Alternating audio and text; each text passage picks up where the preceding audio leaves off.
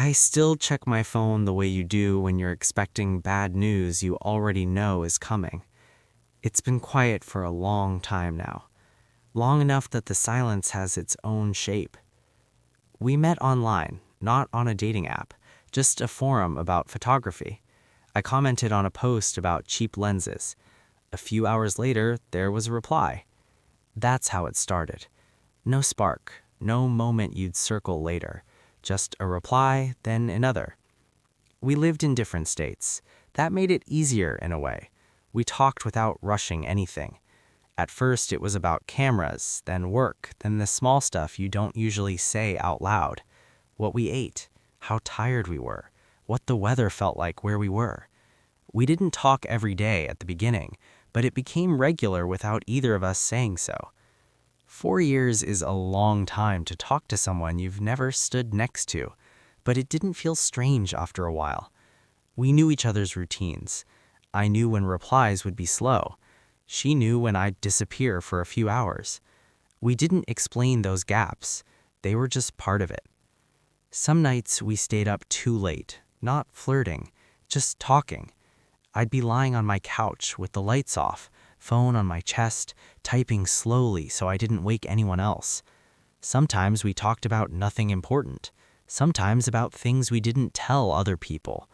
It felt steady, not exciting, reliable. We never promised anything, that's important. There were no labels, no plans to meet that were ever booked.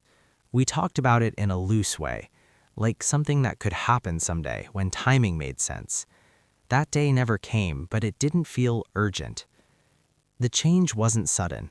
Looking back, it never is.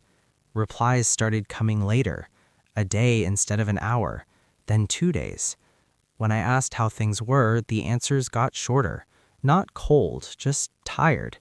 I told myself that was normal. Life gets busy, people drift a little.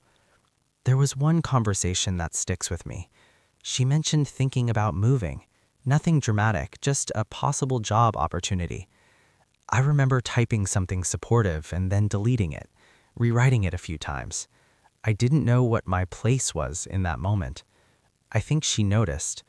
The reply I sent was fine, but it wasn't honest. After that, something shifted. I didn't push. I didn't ask what was wrong. I thought giving space was the right thing. That's what you do when you don't want to lose someone. You act like you're okay with less. Then, one day, I sent a message about something small, a photo I took, something we would have talked about for hours before. It showed as delivered. No reply. That wasn't unusual by then, so I waited. A day passed, then another. I sent a follow-up, casual, like I hadn't noticed the gap. That one went unanswered too. I told myself not to read into it. I didn't want to be the kind of person who panics over silence.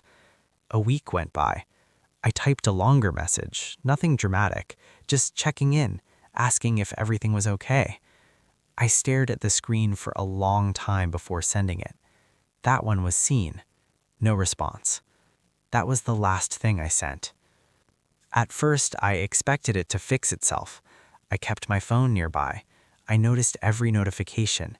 I replayed old conversations, not because I missed the words, but because I missed how easy it used to feel.